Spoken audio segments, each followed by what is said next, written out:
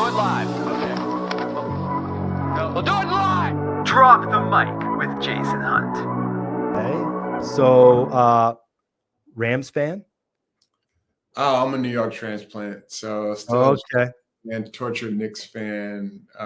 But I did go to the Super Bowl here, and I always tell people I'm a fan of the players. So I have a couple players I know and a couple teams, and I get to consume a lot of sports that way. But my heart lives and dies with New York.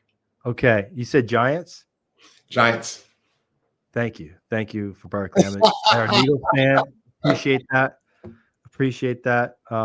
Barkley's been such a great addition to my team this year, and hopefully for many more years to come. Oh, God. Yeah, I get it. All right. Now that I'm rubbing salt in the wound. You're welcome. You're welcome. Yeah. So, well, let's get started, Omar. You have quite the history when it comes to marketing, and a lot of the guests we've had on this podcast have really been more on the technical side than the branding side. So it's actually quite refreshing to have you on the podcast to come with some perspective from the branding side because of your deep experience. But before we get into that, maybe just getting your foot in the door. How did you get your foot in the door with a company like Beats by Dre? Wow, great question. So my background's pretty crazy, but I always describe myself as this kid from Brooklyn who grew up not really knowing what he wanted to do. So my background in school was biology, right? It'll come back at the end. So I'll take you on a bit of a journey here. But it started off with a biology degree in Atlanta. I paid my way through college by selling mixtapes. And that's how I learned about, I'd say, marketing at the street level. And I didn't really want to go to med school. So I ended up taking jobs, working in marketing. I did some work with Coca-Cola and got the bug. Once you start to see how marketing and great brand marketing works, which I believe is pretty formulaic. Some people may hate me saying that, but I believe it's quite formulaic. But the formulas, once you know them, actually work. So love the work with Coca-Cola. I wanted to go back to CPG. So I spent my time after that at Campbell's Soup and Kraft Foods, two of, I think, the best CPGs or consumer packaged goods companies on the planet.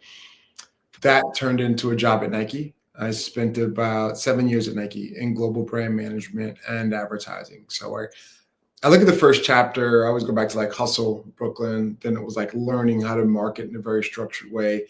Next chapter became storytelling with Nike and this ability to listen to signals that came from athletes and translate them into campaigns. And Beats was, look, man, it was an experiment. I was a manager at best coming out of Nike, and I got the big gig to be a CMO. And the job was, could I translate all that stuff from the CPGs, from a Nike into a new company, right? I was a third employee in, and I think it was me, the president, and an assistant. And from there, we went to build a pretty formidable company and category dominator in Beats by Dr. Dre. So, I got the look. I say a lot of the reason I got the look was that a little bit of fluency in music, but more importantly, between the big traditional brands, Nike, which is always a marquee name on a resume, that's what got me the look. That's pretty huge. It's funny, but my background quite similar to yours in that how I got into marketing. I had a band in Japan, and I love marketing the music more than creating and performing the music. And that was kind of my epiphany to be like, wow, I'm really good at this marketing thing, and I suck at singing. So let's go all in on that. And from that, it's like, wow. And almost like playing music was like a new ear to listen to my music was like a dopamine hit for me. And much like now I'm doing that for small businesses. So for you to kind of find that sort of calling for yourself is quite interesting. And so did you know it when you were selling mixtapes that, wow, I'm really good at this marketing thing. I got to go down this path. It's funny. It's funny. You don't call it marketing if you don't know it. It's just hustling. Mm-hmm. I was making money to pay tuition and making money to travel and live unlike the rest of my college peers who were eating ramen noodles. So that point in my life was just hustle. And then once you get called, so I got called into a room with Coca-Cola and asked a bunch of questions, and I had a unique perspective on it. And they liked me and I liked them. And I'm like, what is this? And someone's like, marketing. I'm like, oh, I like marketing, right? That's how marketing landed in my life. Because again, I was a science major. So I didn't have much exposure to marketing or CMOs or advertising agencies. I saw advertising. I was able to consume great marketing, but I had no clue where it came from. Like, it's kind of like a baby to me, like storks would drop off great marketing. I had no clue of what the ecosystem of what marketing was. So in that project with Coke, and then subsequent more projects with Coke and brands like HBO, you start to learn the apparatus and like the system of how marketing works. And that excited me. And what was funny is, back to the science thing, I was always able to see marketing as a bit more science and behavior than I saw it as like art and magic and creative. Like, I always saw the systems and the signals that precipitated action versus like being creative and making up stuff. I definitely want to dive into the formula in a bit, but I still want to hit on the simple fact of how you got into roles at these prominent brands. Because if you look on LinkedIn and there's a job opening for Nike, you're probably the 10,000th person that's applied for that job. So what was your in to get in with the likes of Nike? So that's a really good question. I've never been asked it before. So the way I got into the big consumer packaged goods companies was I got an MBA. So remember, I had an undergraduate in biology and chemistry, and that doesn't get you into Kraft or Campbell's. MBA does. And at that point in time, if you think about the formulaic style of marketing at CPGs, you're looking for outside thinkers with the analytical rigor who can think the way an MBA teaches you to think. So that was my path into CPG, right? I wanted to go back to Coke. Coke wasn't hiring. I ended up at Campbell Soup in their beverage division.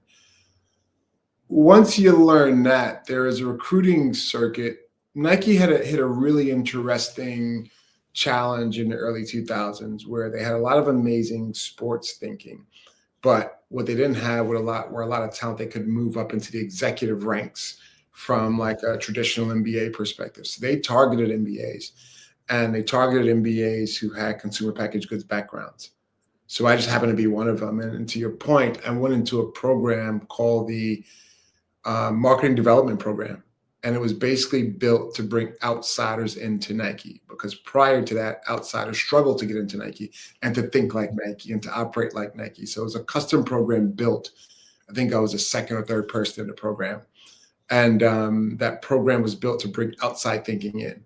So the combination of the music, the science, also consumer packaged goods, if you step back and think about the anatomy of like big brains that would come to a Nike and do things differently, but also understand how Nike worked, I think I represented that. So that's how I got in the doors. And then once I got in the doors, I had 4 really amazing mentors who took me under their wing and kind of taught me Nike. And I made a ton of mistakes, tons of mistakes, but they brought me in and taught me Nike.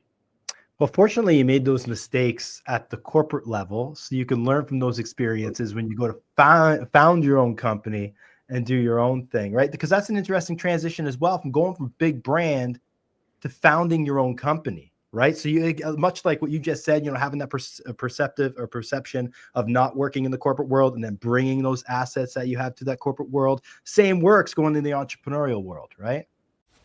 Are you getting traffic to your business's website, but it's not converting into sales the way you would like? You need to turn those conversations into customers. Introducing Chatello.ai. Chatello isn't just another AI agent. It's a custom-built AI that understands your business inside and out, delivering 24/7 support to your customers and your clients. Go over to Chatello.ai and request a demo today. Chatello.ai provides instant, human-like live support, instant answers 24/7, customizable support, insights and analytics, accurate responses. Go on over to Chatello.ai and book your demo today. Yes, and I make mistakes every day. And I'll be honest, look, I think the day I stopped making mistakes, I stopped learning. So I think, to your point, what I try and do now as a founder is create scenarios where we can make mistakes, but they're not materially hurtful to the business, and we learn from them, right? Because I think a startup's ability to learn very quickly is actually a weapon. Its ability to make mistakes that are non-material and then move and guide their way through their journey are actually important. And look, I I've been invested in startups. I have a few I partner with, and they would all tell you, if they're being honest, like, you make mistakes every day. And it's when you're not making the mistakes is when you're stagnant. So mistakes are part of the gig. It's how do you create those environments where mistakes can turn into learning and mistakes can turn into growth. And even at Beats, we made a ton of mistakes, but we were able to navigate our way through those mistakes, learn, and build quickly, right? Where most mistakes in big corporations, by the time it hits the system, it's pretty dramatic. And when it's smaller, again, you can be that sort of cigarette boat, right? That sort of zigs and zags and finds its way. So it doesn't work for the big companies, but it's definitely worked for me in the companies that I've been at, and it helped Beats, and now it's helping me now as a founder. Definitely helps being a founder of a smaller company to be able to make mistakes and be nimble and pivot where you have to pivot. Much easier to move the ship on a boat with a dozen people than a boat with 1,200 people, right? So that's definitely one of the benefits. So what? Maybe give an example. What's an example that you made in your journey as a founder where you learn quick and learn not to make that mistake again? Can you be specific? Well, given the tech audience, I'm assuming you have, I raise capital probably quicker than anybody else raise capital, right? So people take a long. It didn't take me a long time to raise capital, and I raised capital with a set of schematics and drawings for this product I want to build. So in my mind, it's like, find a developer. Here's the drawings. Everybody loves them. Go make it. Huge mistake. Right. So I gave those initial drawings to an outsourced development team. The mistakes weren't just the assumption that you can turn schematics and renderings into product. The bigger mistakes were how I operated. Like, as a marketer, I've operated with very close proximity to my team. I'm in the office. I'm looking over shoulders. Well, as you know, most engineers, the way coding used to work is you would basically run these sprints. I would come in and I'm there every day. And because my name's on a tile outside, everything I said was taken literally. So I would basically throw them off sprint every other 4 or 5 days. So at the end of, call it 12 months, we had all these little stacks of code, but nothing really amounted to a product. And all of it was 100% my fault, right? Because I was in the room operating it like a marketing team, which you want to be close and you want to be adjacent to the problems and you want to keep giving them direction on and iterating, where you actually need to give developers time to deliver something and then iterate from there. So I, as the founder, was operating a company for a year and we didn't produce one product. We didn't launch anything. So I felt like I was ahead of the curve when I started. I quickly fell behind the curve by Q1 and never really caught up. Next, I go in and hire amazing product talent, but not back-end talent. And, you know, you've met, and I'm sure engineers who are watching this, like, everyone believes they can do it all. So I made the mistake of going into an interviewing a developer. I'm a marketer. I'm not a developer. Okay. And we're on two different wavelengths. Like, this guy shows up to our interview wearing jogging pants and a ripped t-shirt, but he probably thought nothing else. Like, you probably want to hire that developer wearing ripped jeans and a ripped t-shirt, right? But this guy's talking a different language to me, and I'm like, let's hire a developer to hire developers. Yeah. Right? No, but that was the biggest mistake, to your point, brother. It's like, you, as a marketer and someone who's successful in business and as an entrepreneur, we run the same playbooks. But when it comes to technology, you've got to run very different playbooks. You said you're a marketer. Marketers think about possibilities. Engineers think about requirements. They could be further apart, right? We're here dreaming all the things that could be. And they're saying, I can do anything. Tell me what should be. Right? And in our past lives as marketers, I always felt very restrictive. You never want to go tell someone to do this, right? You want to give them an aperture to kind of develop in and make the idea bigger in. And again, I spent 2 years operating this company the entire wrong way. I broke everything. I broke the way code was built. I broke some people, probably, you know what I mean? Like, it was painful on both sides. Mm. And a lot of it was bringing old modality of work, which is okay in marketing and lives in marketing, but does not live in development. Let's talk about the formula you had mentioned earlier. What's the specific marketing formula that you've deployed? Great question. So a lot of marketers believe that marketing is about creativity.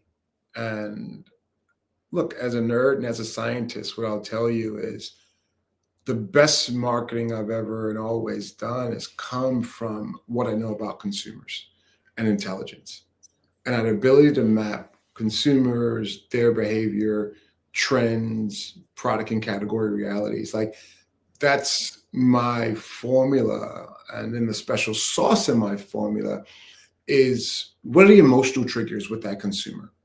Not just what are the rational triggers. I buy soap. I need to take a shower every day. How am I going to get you to buy 5 bars of soap? Right. And you don't get that from just looking at traditional analytics.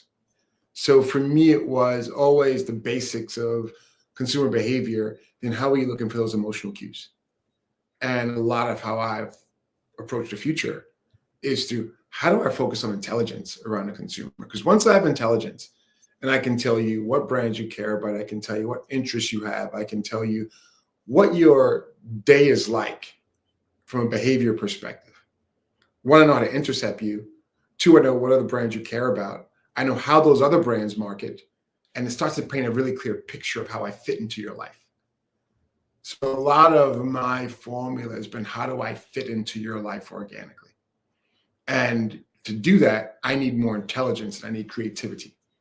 Now, the more of that intelligence I have, the easier it becomes to be creative because I have a lot more information that guides me. So if you think about the almighty and powerful creative brief, it's way more informed when I have more analytics and I have more information, right? So the creative process actually changes a lot when you have more inputs.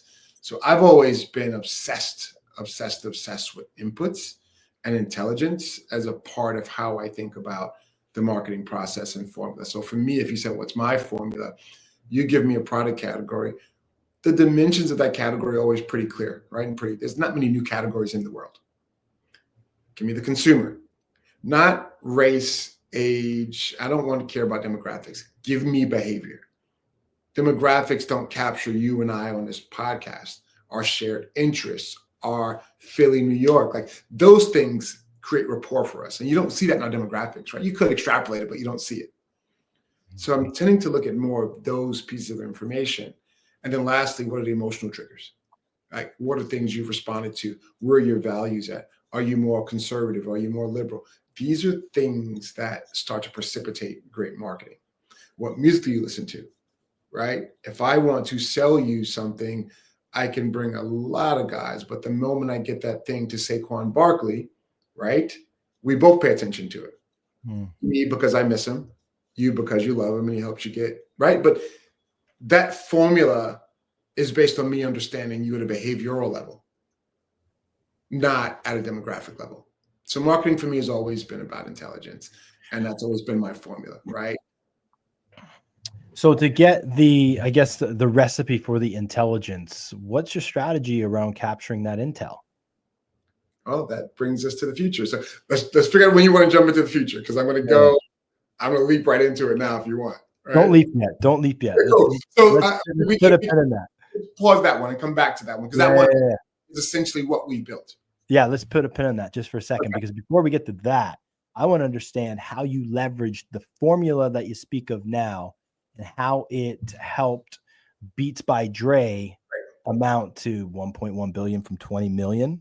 All right. So a couple dimensions to it, right? What I brought to the table was a playbook around wearable products, which I learned at Nike.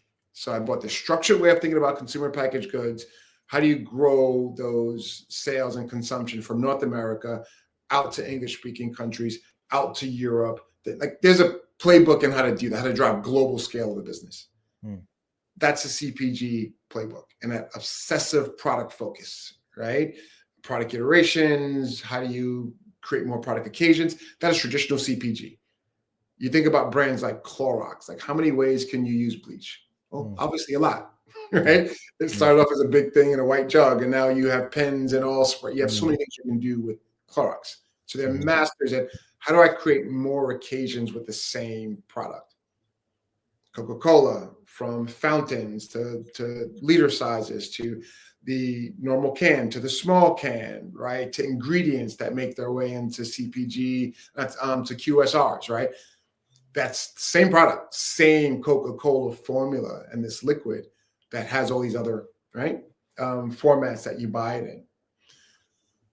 The Nike chapter, there was the ability to storytell through product. It's one amazing thing Nike does, right? When you look at Michael Jordan flying, being powered by air or cushioned by air, but more importantly, air, right? Jordan, and then the storytelling of this amazing athlete. You look at LeBron James, you look at what he is and how Nike story told through his product, throughout the rhythm of the game, throughout the season. So preseason, postseason. There were years, I'm not sure if he's still doing it, where there's 3 different models that would launch for LeBron. And one was for the early part of the season.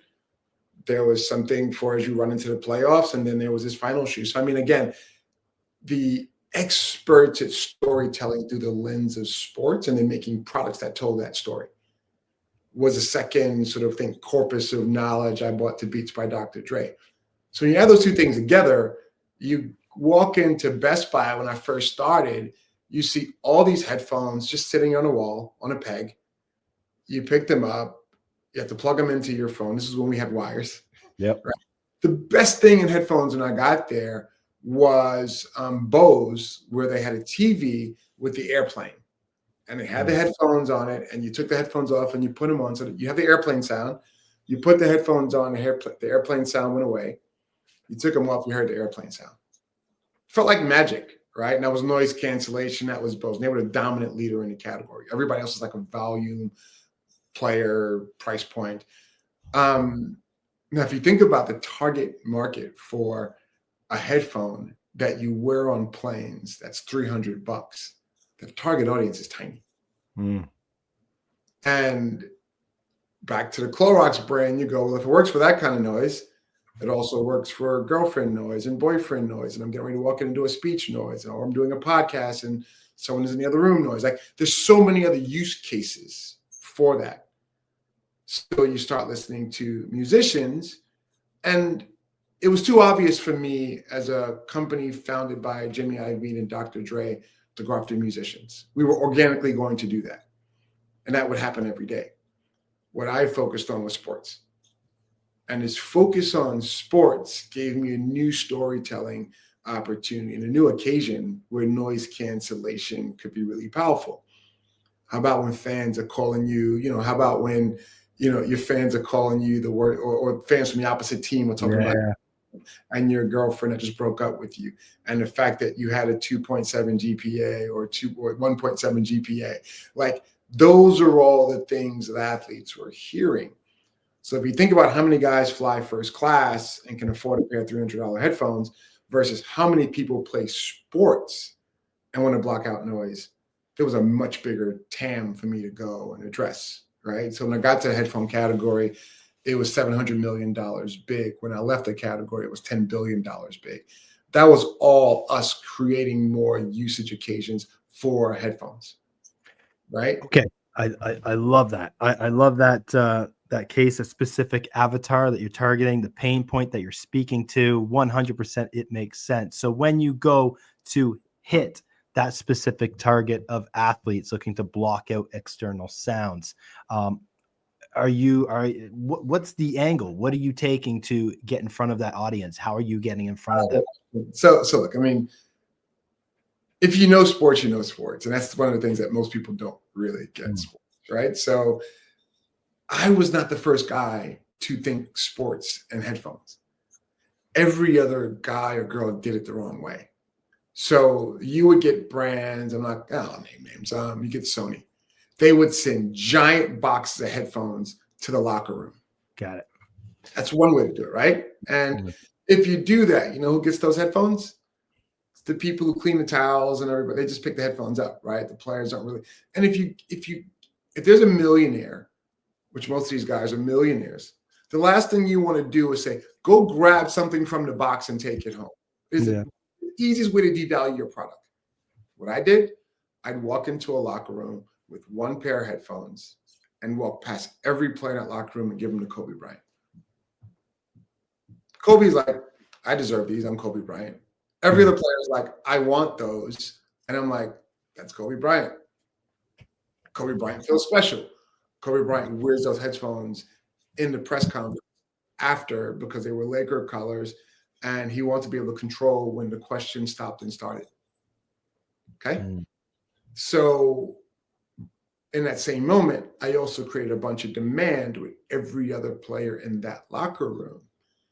So when other player has great game, they text me and say, hey, I had a great game. Can I get some of those headphones? For sure. I take the headphones. So it became this coveted thing that everybody wanted but could not get. Again, Sony kept dropping headphones, big boxes of them, in the locker room. But our hand-to-hand, eye-to-eye exchange for performance, a lot of times using product that we story told on, right? So whether it's colors or your college colors.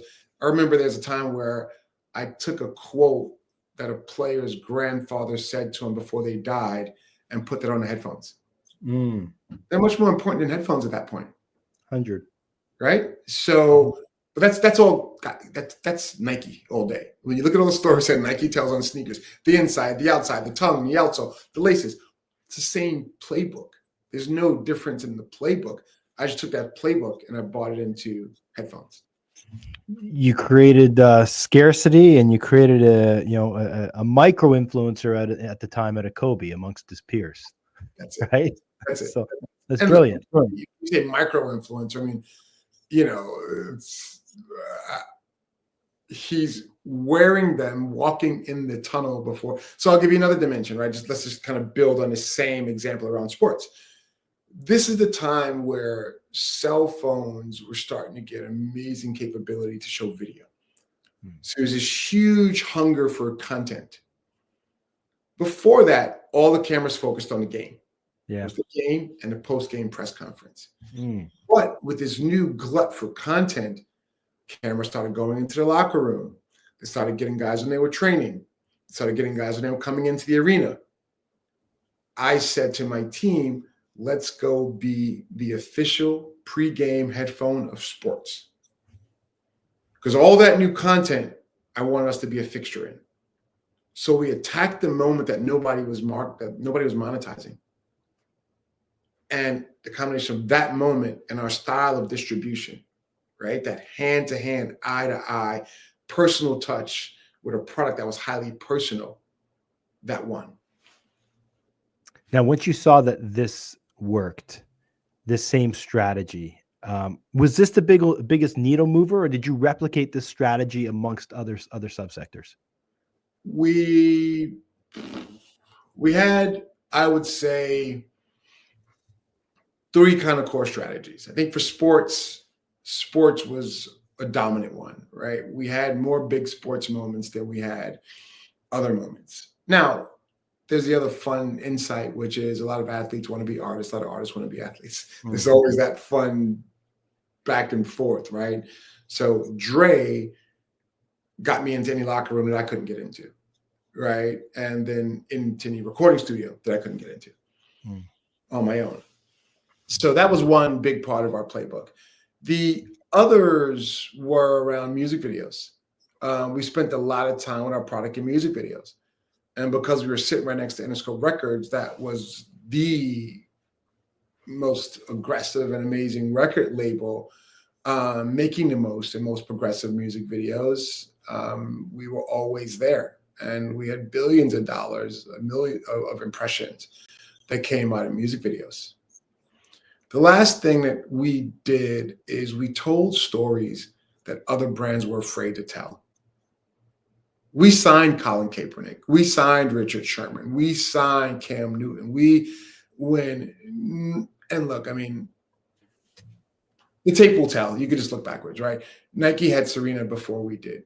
But if you went into Nike Town, and I know because I had a chapter in my career, when I worked in Nike Town, there was a 20-foot poster of Maria Sharapova and a shelf card of Serena Williams. Serena being the more dominant athlete, but everyone felt like Maria was more marketable. I was like, F that. Serena's amazing. I'm putting her on everything. She's going to get the 20-foot at Beats. And everybody else is going to get nothing, right? So we told the stories that other brands wouldn't tell. And we told them in a way, back to the Serena thing, right? She goes into production with all these brands. You get this little director who's like yelling at her, like, hit the ball hard and grunt and make sounds. My direction to her is like, you're a ballerina. Be a ballerina. I offered everyone something different, a way to express a different dimension of who they were. So these are all of the stories that other brands didn't want to tell, that we were unafraid to tell.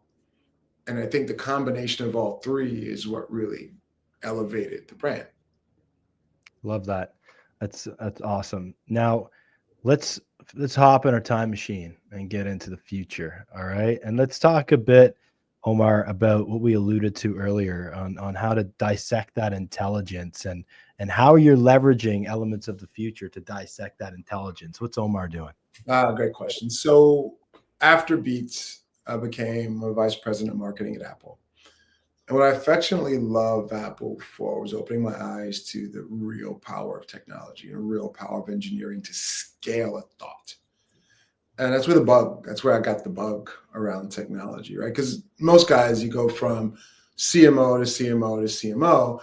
And while I got a bunch of calls from the rest of Fortune 100 asking for a new CMO, I'm one of those people that want to help everybody. I'm like, I want to help multiple brands. I don't want to go and sit at a brand and only work at that brand. I want to help multiple brands. So I got the software bug. I was simultaneously on the board of Qualtrics, another enterprise, and I watched enterprise software, both them and SAP. And I'm like, there's no one like me thinking the way marketers think, who's thinking about software and capable of building it. Now, as I mentioned to you, I took in some capital and I thought I knew how to build it. I had no clue. And we started building sort of a CRUD-based system to help athletes, artists, brands connect through this thing called Opus Score. So it's a pretty simple concept, but I thought it was a way to accelerate us into this, what I would call a full marketing suite that culturally understood consumers and could create culturally relevant marketing. And let's just say, without our good friends and these LLMs, we'd probably still be building a CRUD-based enterprise SaaS software.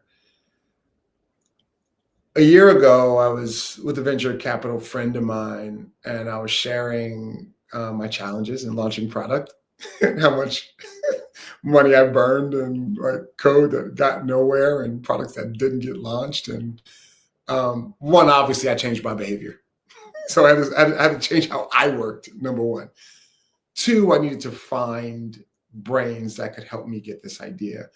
And instead of staying focused on that CRUD-based utility, I was watching the LLMs and what's happening in generative, and I actually ended up partnering with someone from the intelligence community. Now you get back to where I started, right? I always tell you great marketing comes from intelligence. And when you look at what the intelligence community is able to get you, not only from how consumers behave, but of a dynamic look at it. Every 5 minutes, how is that changing? So not only am I seeing behavior at a lens that I've never seen it before, I'm also watching it change, which also means I see trends. And I've found a partner who had deep, deep knowledge in natural language processing, but also in building retrieval augmented generation systems. And that effectively kind of became the back end of Opus Intelligence and what we've built. So to bring everything full circle, I ended up partnering with someone that could help me see intelligence at a omniscient way. So I can point that lens at whatever product category, consumer I want to. And from that intelligence, let's let's just talk about marketing for a second, right? So again, marketers don't love this, but let's talk about, I have this concept called hyper categories, where group categories where the marketing tactics work the same, right? And products. Let's think about transportation as a category. If you were to cluster all the ads in transportation, you typically see a story that has a destination, right? Tells you about the destination, where you got to, the journey, or some speed comfort story on like performance benefits. There are definitely some outliers. But if you look at all transportation ads, from skateboards to scooters to bikes to cars to planes to rocket ships, they all typically occupy. So when I say this, there's a formula to it. What I'm saying is, brand comes and says, here's my target consumer. I'm a transportation company, or one of these different, bless you, one of these different products in transportation. I then start to know not only what's expected and what works from a marketing perspective, but also where I can zag and do something different. All that came from the intelligence part side, not me being creative. And look, I think for creative people who are watching, I tell creative people every day, you do not give yourself enough credit for the formulaic and precision way that you think. You go, oh, my instincts. No, you're processing a lot of information really fast and you can't call on it. But you've experienced this, right? With what you were doing. There's things you knew as an artist in that band that made you a better marketer. Now, could you say, because I was on stage and I know what it feels like to do X was why I did that? Probably not. But you're processing that information, and that's what made you a great marketer for that band you were a part of. So I think marketers don't do themselves service when they act like it's all an act of magic and creative, because it's not. It's an act of all the input you've consumed. It's an act of, I did go to Paris, or I did go to Tokyo, or I saw something really cool from a copy perspective with this cup that I bought. Those are all the inputs that make great marketing. And for me, it was like, how do I start to package that so any marketer could pick up our product and be a great marketer? It's tough to attribute intuition, isn't it? Very difficult to do that. That's it, though. But if you look, I'm not a young guy, right? I've done this for a lot of decades at this point. That's when you start to see the numbers come down the screen, right? Like the Matrix, right? You stop seeing the lady in the red dress and you start to see the numbers. And it's what you just said, right? We call it intuition. Young marketers sit there and they're like, how do I get to the same intuition? And acting like, like junior martial artists. And it's like, just have to do it, right? And I want to build a system where I could kill that learning curve, where you could walk in, get access to the perspectives of Omar Johnson through my agent, or through, I've got a couple of really amazing names that I can't tell you right now, but they're amazing marketers. Some are athletes, some are artists, and some are just like marketers, that you get access to that perspective so you can start to pattern match with them. When we talk about I think you hit on a great point there, Omar. We were talking about all your experiences, everything you've done have some sort of, attribution to the intuition that you have when you make certain decisions or have certain creative ideas. But as we, in 2025, be becoming more and more dependent on AI, the likes of ChatGPT, and I find it stifling creativity in a lot of cases, right? And it's something that I've even found myself where I've been on like a 7-hour flight where I plan on doing blogging, and I plan on having my Wi-Fi and my GPT at my disposal to go and help me write that blog content, but there was no Wi-Fi on the flight, and then I had to tap into my creativity again, which I found harder than ever. You don't use it, you lose it, right? It's true. It's true. And what I try to encourage marketers to do is, there's certain things that the machines do really well. Again, summarization, fact-finding. They're amazing at that. They can read more books than you. They can summarize them, can tell you the themes, and they can fact-find information across those books. How you choose to bring those things together for original thought is the part you and I are talking about. But if you have a machine helping you do all the hard parts that you typically had to do, to me, you can spend more time thinking about how do you put those pieces together, part one. part two, you also can spend more time living life and Mm. being out in the world and experiencing things that aren't on the internet. You can spend more time, you and I can spend more time together and learn more from each other. So to me, I talk to a lot of marketers about AI as being an unlock to a lot of the boring stuff we didn't want to do anyway, so that we can get to a higher plane of thought, a higher plane of campaign. Our system is generative. It creates campaigns. Do I think a marketer should take the output from our product and go make it? Some will. I expect that to be a base and you to build upon it if you like the output. Or to say, interesting idea, let me play it out. Doesn't work for our company. Look at how much faster I got you to the next idea.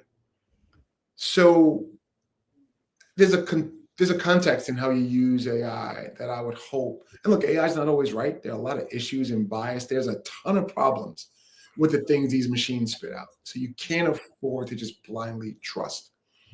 But when you think about, what our CTO calls a Super Mario effect, right? Back to your blog and your ability now to go get deep research and citations and details, right? I'm a big fan of OpenAI's deep research and getting citations, giving it really hard problems. The fact that you can do that and then get back to thinking and back to what you said around how do you, and then leverage your intuition. And I think that's the magical thing AI should help us do. So to me, it's a higher plane it should push us to, and it shouldn't be reductive. Like I've become more creative or better marketer through using AI because I'm not spending time thinking about mundane things. I spend time thinking about really hard machinations of like behavior and consumers. And then more importantly, I'm not sure if you had a chance, you probably worked with some clients in the past. Like I've obviously had agency-like businesses. All you're managing, like if you take the business and you step back, the business is pretty clear and pretty transparent in what it does and how it works and what its rules are and what its plans are. But there's this infinite sort of context shift and prompt shift based on the news, based on the leaders, based on what happened that week, based on what happened that month that you're managing. So the more time I'm not spending off doing deep research, I'm actually spending time with that client and I'm managing that context shift, which is super, super important. Okay, look into your crystal ball, Omar. Where do you see things going? I mean, things have moved forward at an exponential rate in the past year to 2 years. Yeah. In the next 2 to 3 years, where do you see things going with the likes of AI and maybe even the work you're doing at Opus? Oh God. So I'll go more theoretical and I'll come back to Opus. Or I'll start with Opus, go theory and come back. We're building a giga agency. That's what we're building. We're building a machine that can full service ads and brands and small tactics, big tactics, viral tactics, sport tactics. We're building that machine today. And it's already showing amazing promise. And it's serving some interesting multi-billion-dollar multinational clients. It has work on TV that is beating large scaled agencies, right? So we're building a giga agency. Theoretically, what's happening is if you think about marketing, there's the interface with the client, which I think remains unchanged because marketing and human clients still need human verifiers. I'm not doing this podcast with a machine. I'm doing it with you. If you're not sitting on the other line, sneeze, tell me about Saquon Barkley. I'm not here. So when you think about this time, this is the time I hope we have more of to do these kinds of things. But when you think about some of the tasks that would take a lot of time in marketing, from copywriting to art design and art direction to strategy, we're doing it 85% faster and with a high level of quality. And by the way, in up to 17 languages when your copywriter's sitting there typing, plugging away on his keyboard. So there's a speed vector and that marketing can attain. And what this speed's going to do is it's not just about the big companies. I know a lot of great small startups that need great marketing that can't afford it because it's locked up in these big agencies. We're going to unlock that. So for the big companies we help, great. I also want to democratize access to great marketing to small and medium-sized businesses, right? Because I think that's who need it most. I think about all the athletes and artists I know with amazing ideas that don't have a marketing partner or Omar Johnson. Now they do. And I can sit side by side with them in their business once they feed our machine and they activate an account. So I think you will see more agencies deliver with a speed and a price that a lot more companies, so you can have a lot more winners in the world, right? 'Cause I think there's some great products that never get great marketing. Mhm. And I see that coming to our market. So it's going to be hugely disruptive to the traditional advertising agency world. It's also hugely disruptive to the engineering and development world, right? I think the CFO at OpenAI said he thinks 90% of code development is going to not need engineers, in an epoch or a short period of time. I think the convergence of those two things excites me because I can make more product for marketing, for more use cases, and scale through that vector. So for Opus Intelligence, I mean, we're in very early innings, but as a generative marketing AI operating system built for marketers, we have a pretty immense upside, and we're having some pretty amazing results now with the clients we're working with. Omar, this has been an awesome chat. If our audience has any questions for you, what's the best way they can connect and get in touch? LinkedIn. I am coming out of my dungeon of spending time in our scrum room with our developers, and then getting out into the world. So LinkedIn's always a great place to get me. I'm not great at Instagram, but LinkedIn's always a great way to get us. We continue to launch more features on opusintelligence.com. So keep an eye out for opusintelligence.com. But LinkedIn's the best way to get in contact with Omar Johnson. Awesome. Omar, thanks for your time. Appreciate you. Thanks, brother. This was fun. Hey, thank you, podcast listener, for checking out that episode of Drop the Mic. If you liked that episode, I would love it if you went on over to your podcast platform and left us a 5-star review. And if you don't want to miss an upcoming episode of Drop the Mic, make sure you hit that subscribe button as well. Thanks again. We'll see you soon.